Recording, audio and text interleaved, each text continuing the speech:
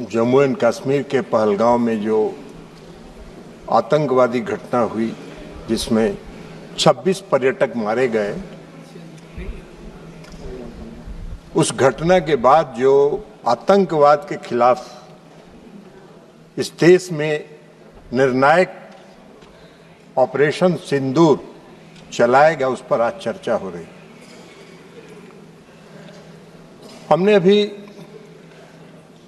मुख्य विपक्षी दल के श्री गौरव गोगोई जी का भाषण सुना। हमको लगा कि बहुत विस्तार से वो कुछ अध्ययन किए होंगे, कुछ बोलेंगे। एक शब्द काम का बात नहीं बोले, एक शब्द काम का बात नहीं बोले।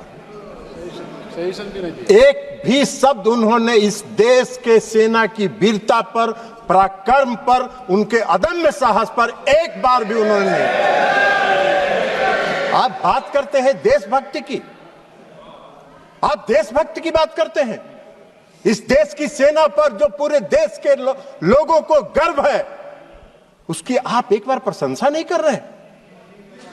आप बता रहे हैं कि कितना जहाज गिरा, कितना मिसाइल आपका गिरा, इस पर चर्चा कर रहे हैं। इस देश के सैनिकों का कोई महत्व नहीं है आपकी नजर में। और आप बात कर रहे थे इस देश में आतंकवादी घटना की। आतंकवादी घटना आज का है। आपके यूपीए के शासनकाल में 2004 से 14 तक इस देश में आतंकवाद पनपा है, उसको जगह मिली है और उसको पनाह मिला है। कितनी घटनाएं हुई, कितनी घटनाएं हुई देश में आतंकवाद की। पूरा सुनो, कहां हुआ, कितने नागरिक मारे गए, कितनी महिलाएं विधवा हुई, कितने बच्चे मारे गए। कभी आपने सोचा, कभी आपने देखा? मैं भी उस समय सदन का सदस्य था जब यूपीए की सरकार बैठती थी सत्ता पक्ष में। मैं उस समय सदन का सदस्य था और मैंने देखा है, चर्चा हुई है। आप क्या करते थे? आप क्या करते थे 2004 से 14 तक में? यूपीए के शासन काल में जो आतंकवादी घटनाएं हुई, उस समय 615 लोग मारे गए, 615 लोग इस देश के मारे गए। और आप बात करते हैं आतंकवाद की। आतंकवाद तो आपके शासनकाल में पनपा है। 2006 लोग घायल हुए, 615 मारे गए और 2006 लोग घायल हुए। आप बात कर रहे हैं आतंकवाद की। 11/7/2006 को मुंबई ट्रेन हादसा हुआ। मुंबई के ट्रेन हादसा में कितने लोग मारे गए? 209 लोग मारे गए, 800 लोग घायल हुए। क्या किया आपने, क्या कार्रवाई की यूपीए के शासनकाल में? कुछ नहीं हुआ। 26/11/2008 को पूरा मुंबई महानगर में आतंकवादियों का कब्जा था। आतंकवादियों का कब्जा था। कैसे आए थे आतंकवादी? आज तो आप सवाल पूछ रहे थे कि पहलगांव में आतंकवादी कैसे आए, मुंबई पूरे शहर में, महानगर में आतंकवादी कैसे घुसे थे, आपको बताना चाहिए।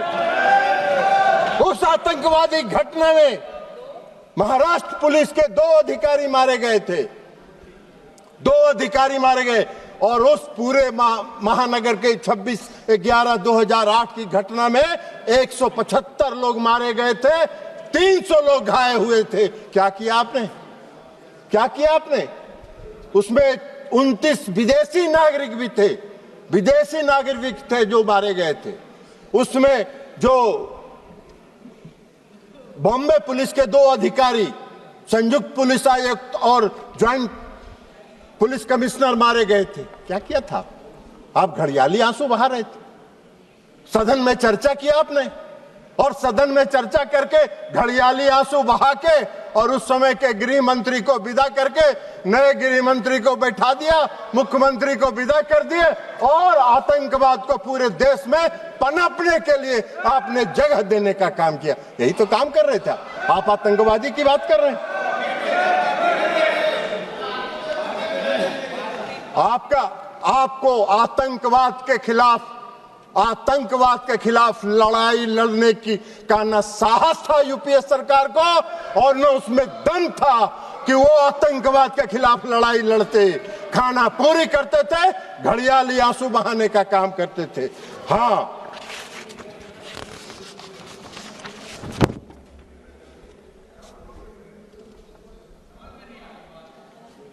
और उसको भी बता दें कि उस मुंबई की घटना का जो मुख्य कर्णधार था, जो अमेरिका में छिपा हुआ था, आपको उसको लाने का साहस नहीं हुआ।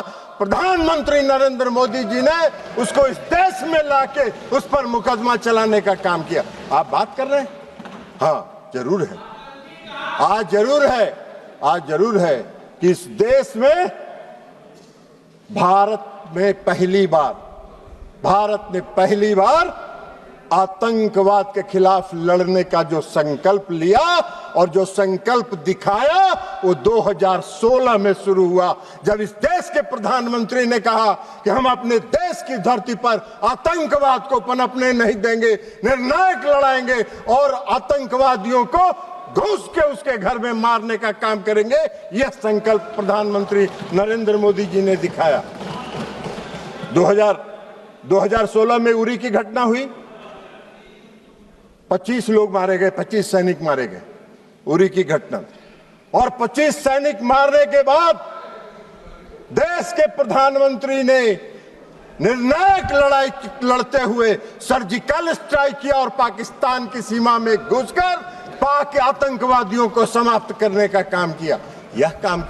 यह प्रधानमंत्री ने इस संकल्प के साथ काम किया, आतंकवाद के खिलाफ लड़ाई लड़ने का काम किया। आपको कहां दिखाई दे?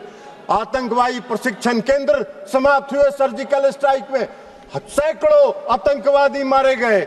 और फिर दोबारा आतंकवादियों ने साहस किया। फरवरी में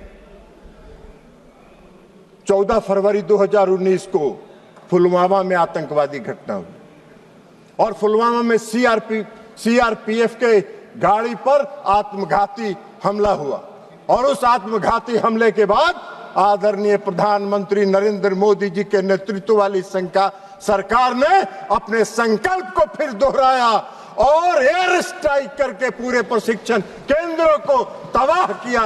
जैसे मोहम्मद के लश्करे के सारे प्रशिक्षण केंद्रों को तबाह करने का काम किया। आप मोदी जी को सिखा रहे हैं आतंकवाद के खिलाफ लड़ाई लड़ने का।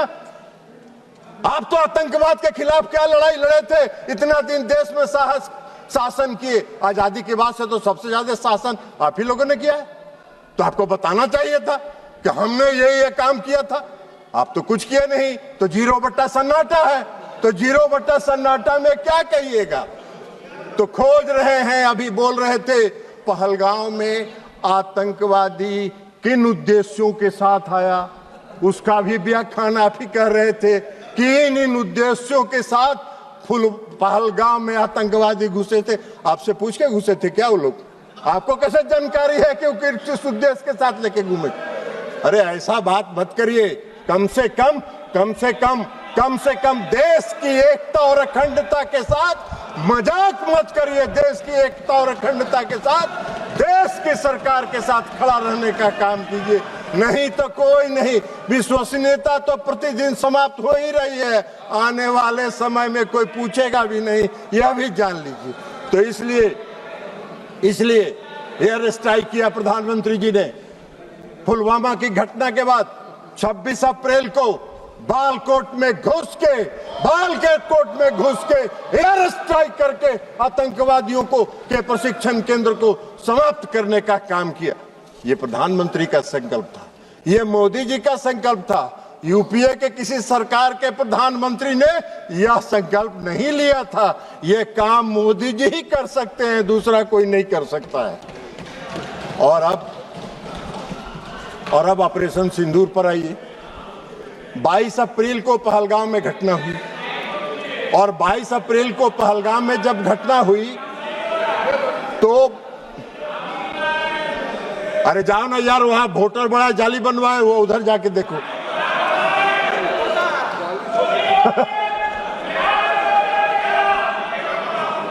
आप कृपया बैठे बैठे मत बात करिए, उनको बोलने दीजिए। आप बैठिए। नहीं, आप बैठिएगा प्लीज, आप बैठिएगा।